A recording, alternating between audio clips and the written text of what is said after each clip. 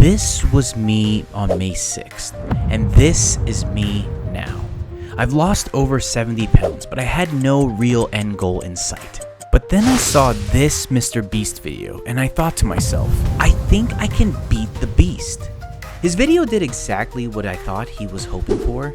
It inspired me, it challenged me, and now it created their biggest enemy. All jokes aside, the dude in the video, Madge, is an actual beast. His drive, ambition, passion, and kind-heartedness really shines through. So I came up with an idea.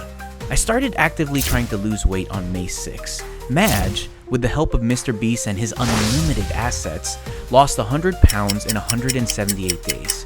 So if I want to beat Mr. Beast at his own game, I'd have to lose 100 pounds on or before October 30th. So I'm throwing down the gauntlet. Challenge accepted. I will lose 100 pounds faster than Madge did, and I'll do a daily vlog so y'all can see the entire process. The good, the bad. Let's freaking go. What is up, everybody? I'm gonna start these vlogs a little bit different now. I'm gonna let you know what my goals are for the day so you kind of know what I'm aiming for, and then I'm gonna hit you with like a minute-long summary of what's to come. 196.2 today, so dropped a little bit. Let's talk about intense cravings. I'm not talking about the normal cravings that you may get if you're trying to lose weight like I am, but Shakey's Pizza apparently has an all-you-can-eat pizza, chicken, and potato, whatever they call it, they're mojos, all-you-can-eat buffet, and it's like $12, and this place is right down the street in LA. Oh my gosh, like I want this so bad. And my brain was like, I earned it. 7 things that I did in order to stop myself from giving into this craving. Step 1 is acknowledge the craving. Step 2, figure out the trigger. Step 3, take the time. Just take a moment before you make any actions. Step 4, drink some water. Just drink 16 ounces of water, 24 if you can. Step 5, find a healthy alternative. Number 6 is remind yourself of your success. If all the other 6 steps did not help and you gave into your craving, step 7 is forgive yourself. Be kind to yourself. And the banger song of the morning that got me into the flow state was the Rocky song, Go the Distance. Oh, it's so good, so good. Now I'm doing 30 minutes of Japanese walking, 3 minutes of high intensity walking, followed by 3 minutes of low intensity. You can learn something from everyone. I bet you guys have some awesome tips. So if you want to leave a comment down below on what you either do or what you have done to help with intense cravings, I'd love to hear it.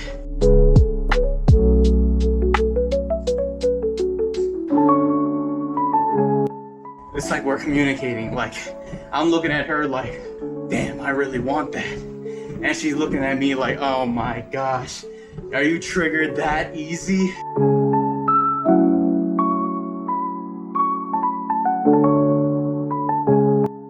So many times. I don't know how many times I left at like 10 p.m. at night to get Taco Bell, 9 p.m. to get Little Caesars cheap pizza. Constant and forever. The only person that knows you best is you. If you know that X, Y, or Z triggers you, try your best to take those triggers out of your life so you don't even have to think about it.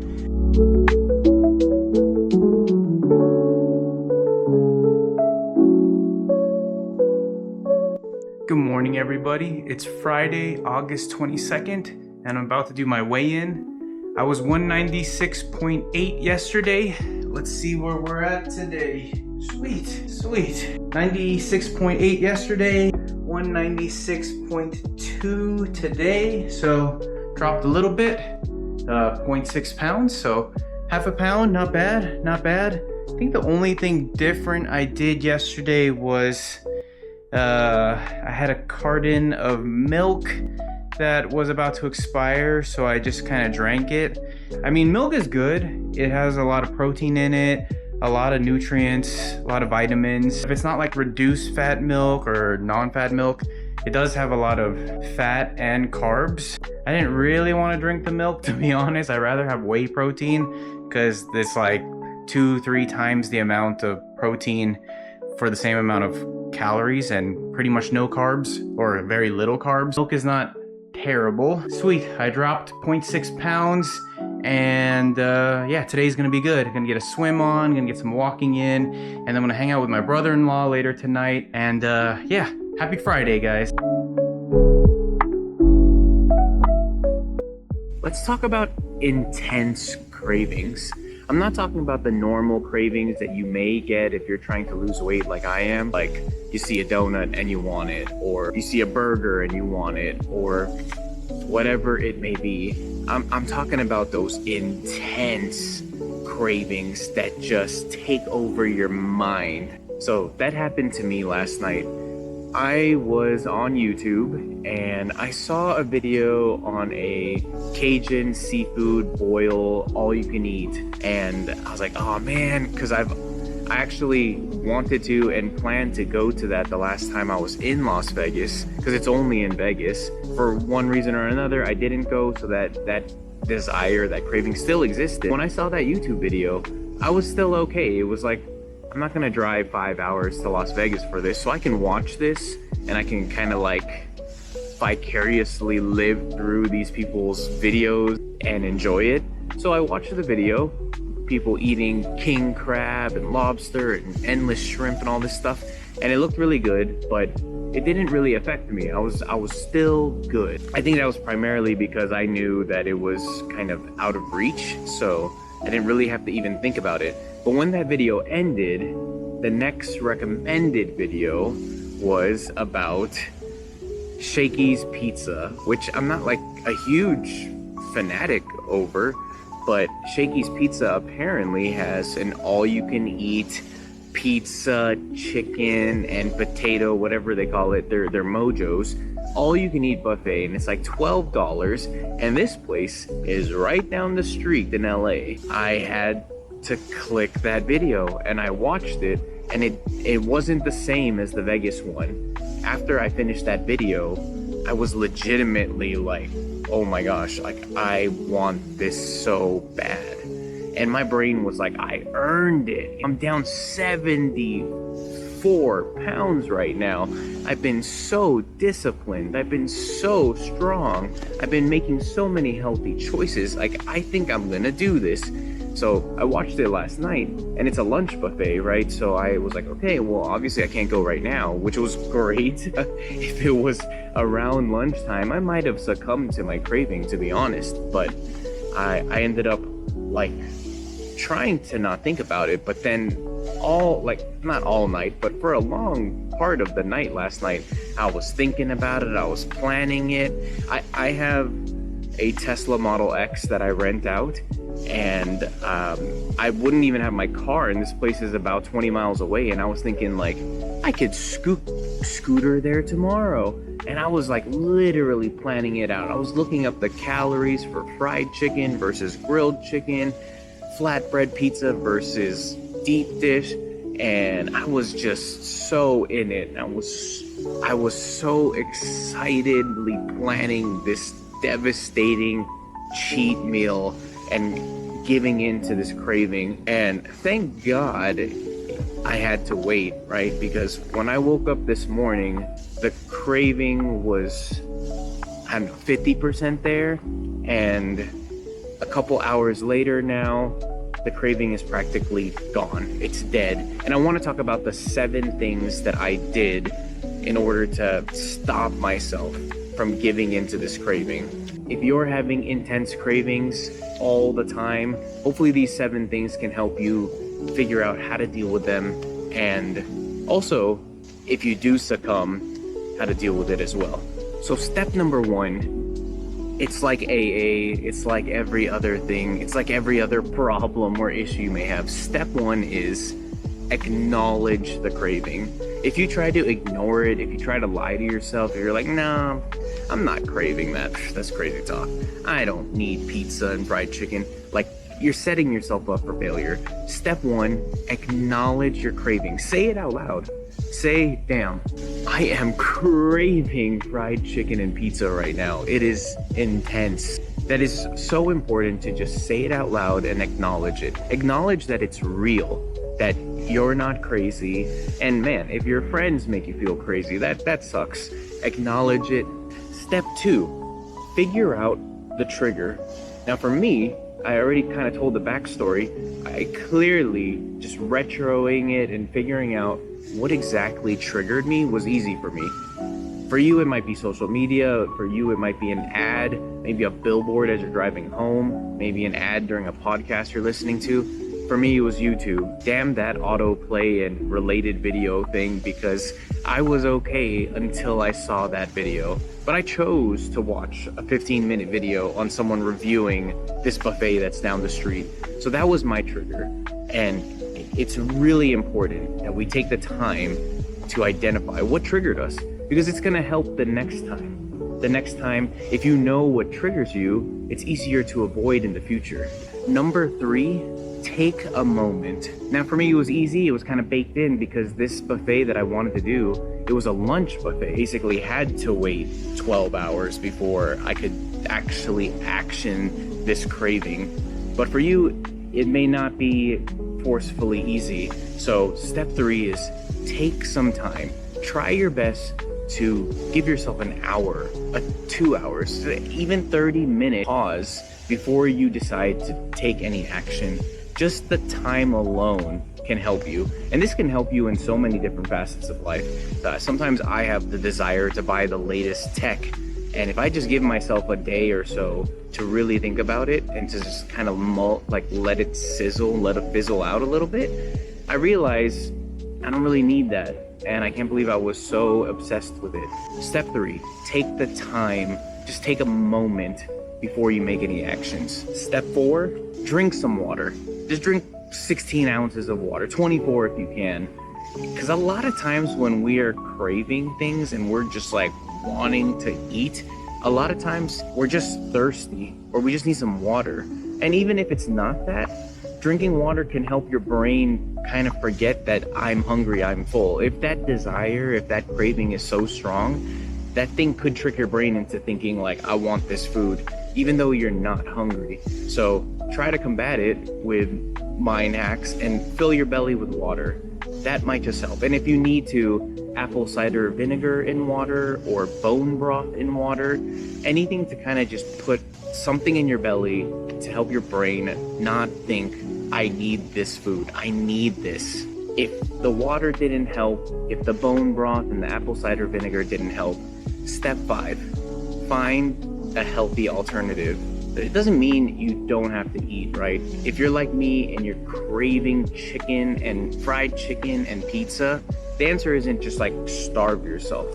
Maybe grab a cup of blueberries, right? A cup of blueberries is so nutrient dense, fibrous, good sugars, and it's only like 20-30 calories. Or a cup of strawberries, or like I said earlier, apple cider vinegar. Bone broth has electrolytes, it has a good amount of protein, and it's like 20 calories for a cup. There's so many different alternatives you can do, or just literally eat chicken. It doesn't have to be fried, breaded, and filled with salt and preservatives. You can eat healthy chicken that tastes good, or maybe a cup of broccoli. Find a healthy alternative, and maybe, just maybe, that'll stop the cravings right where it stands. Number 6 is probably the most powerful one for me. It's my number 1 that helped me, but number 6 is remind yourself of your success. It's like the complete opposite of beating yourself up because you suck and you make mistakes. Remind yourself that you've actually been really good and you've been making great decisions, and remind yourself of that success. Now for me, the thing that basically destroyed my craving was this morning when I woke up. I stepped on the scale, I saw my progress, and I thought to myself, do I really want to stall or erase all of this progress, all of this good work that I did for fried chicken and pizza, for a momentary fleeting feeling of goodness. As soon as I stepped on that scale and I saw the progress that I have been making, I immediately was like, it is not worth it. Heck no. I don't need it. Like, I really don't. I have so much good food ready to go in my fridge that I've already prepped, and I just need to heat up. I just need to reheat. Step 6, which is the most powerful one for me, is remind yourself of the success that you've been having. And coupled with that, remind yourself of the goals that you're trying to achieve. Ask yourself, is this gonna help me reach my goals? It's gonna be very quick and easy for you to be honest with yourself and say no. And then it's gonna be very quick and easy for you to be like, then I don't need it. And then step 7, and this one is more about if all the other 6 steps did not help and you gave into your craving. Step 7 is forgive yourself. Be kind to yourself. Sometimes we fall. Sometimes we cannot get rid of the craving. Sometimes we succumb and we eat anyways. If possible, don't beat yourself up. Don't destroy yourself and tell yourself that you're terrible and you make horrible decisions and this is why you are the way you are. Be kind to yourself. We mess up. Forgive yourself. It's going to be so much easier for you in the future to not make that mistake again if you're kind to yourself. Now, I'm not saying, don't hold yourself accountable, don't hold yourself responsible, be lax and constantly just be like, it's fine. No, we're not talking about that. If you go through those first 6 steps and you still fail, you tried. You really did try. You really, really tried. And step 7 is don't beat yourself up. It happens. And tomorrow you can get back into your good habits, into your good decisions, and that craving that you gave into, it'll just be in the past. I'm gonna warm up in this jacuzzi and then swim some laps. I'll see you guys in a bit. So I went a little bit longer than I wanted to or planned to, but hey, it's all good. When you get lost in the sauce, I got 52 minutes, 1.6 kilometers, 1,000 calories burnt, and 64 lengths freestyle, which is 32 laps. I usually try to go for 45 minutes, but I just kind of got lost in a good way. I went into the flow state, and the banger song of the morning that got me into the flow state was the Rocky song, Go the Distance. Oh, it's so good, so good.